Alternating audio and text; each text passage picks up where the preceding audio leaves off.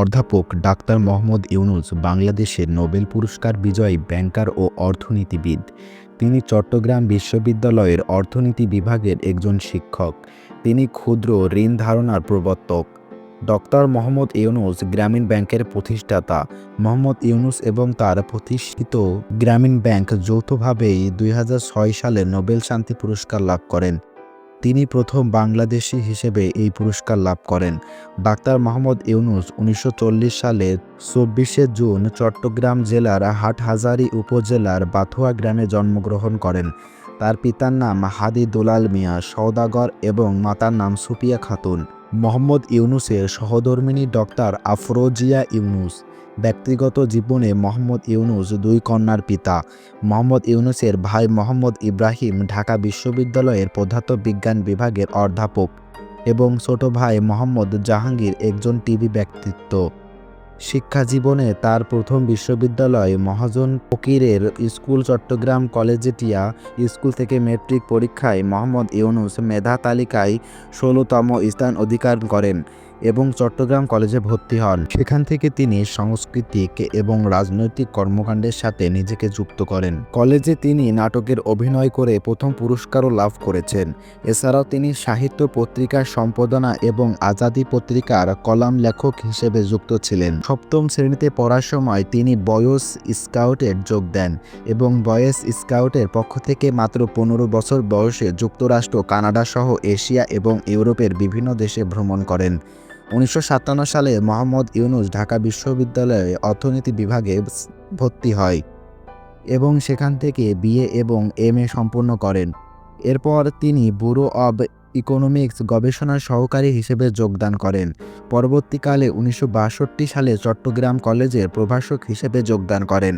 ১৯৬৫ সালে তিনি ফুল bright scholarship নিয়ে যুক্তরাষ্ট্রে যান এবং পুনরাবৃত্তি নিয়ে ভেল্টারবেল্ট বিশ্ববিদ্যালয়ে যুক্তরাষ্ট্র থেকে ১৯৬৯ সালে অর্থনীতিতে পিএইচডি লাভ করেন।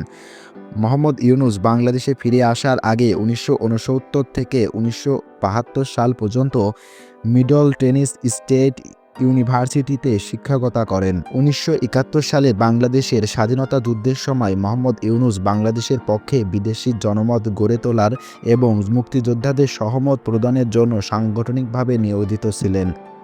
১৯৭২ সালে ফিরে তিনি চট্টগ্রাম বিশ্ববিদ্যালয়ের অর্থনীতি বিভাগের সহযোগী অধ্যাপক হিসেবে যোগদান করেন এবং তিনি বিভাগের প্রধান দায়িত্ব পালন করেন। ১৯৭৫ সালে তিনি অধ্যাপক পদে উন্নীত এবং ১৯০০ থেকে ১৯৮৯ সাল পর্যন্ত এই পদে কর্মরত ছিলেন।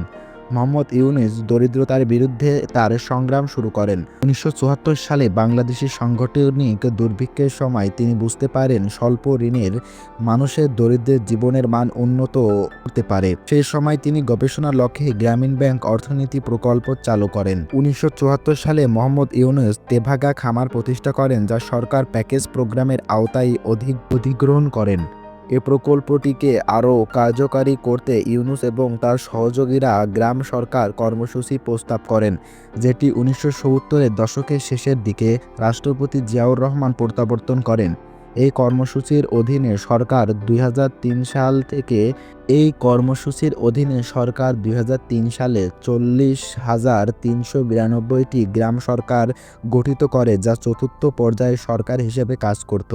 তবে ২০০৫ সালে ২রা August Bangladesh legal aid and services state blood কর্তৃক দায়ের করা একটি পিটিশনের প্রেক্ষিতে হাইকোর্ট গ্রাম সরকারকে বৈধ এবং অসাংবিধানিক ঘোষণা করেন। তিনি প্রথমে মার্কিন পররাষ্ট্র দপ্তর থেকে ফুল ব্রাইট স্কলারশিপ পান, পরে ২০০৯ সালে যুক্তরাষ্ট্রের প্রেসিডেন্সিয়াল মেডেল অফ ফ্রিডম এবং ২০১০ সালে কংগ্রেশনাল গোল্ড মেডেল পান। ডক্টর মোহাম্মদ ইউনূস এমন একজন লোক, মাত্র ৭ জন পৃথিবীতে এমন মেডেল পেয়েছেন, তিনি তার মধ্যে একজন। তিনি নোবেল পুরস্কার, যুক্তরাষ্ট্রের প্রেসিডেন্সিয়াল মেডেল অফ ফ্রিডম এবং যুক্তরাষ্ট্রের কংগ্রেশনাল গোল্ড মেডেল পেয়েছেন। ২০০০ সালে তিনি ন্যাশনাল এন্ডাউমেন্ট ফর ডেমোক্রেসি থেকে একটি চিঠি স্বাক্ষর করেন।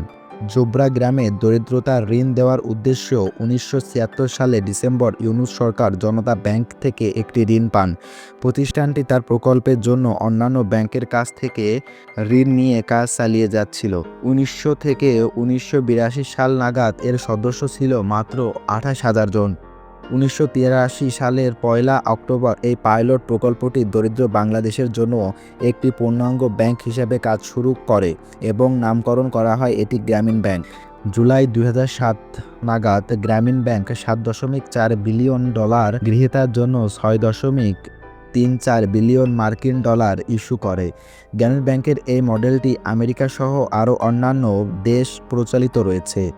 বিশ্বে এমন প্রায় ৪২টি দেশে ডাক্তার মোহাম্মদ ইউনূস এই মডেলটি স্থাপন করেছেন এবং ২০২৪ সালে যখন শেখ হাসিনা পালিয়ে যায় ঠিক তখন বাংলাদেশের প্রধান উপদেষ্টা হিসেবে কাজ করছে ডক্টর মোহাম্মদ ইউনূস। পরবর্তী ভিডিও পেতে অবশ্যই কমেন্ট করুন এবং এই ভিডিওর যদি আরেকটা পার্ট চান তাহলে সেটাও কমেন্ট করে জানিয়ে দিবেন এবং চ্যানেলে নতুন হয়ে থাকলে অবশ্যই চ্যানেলটি সাবস্ক্রাইব করবেন।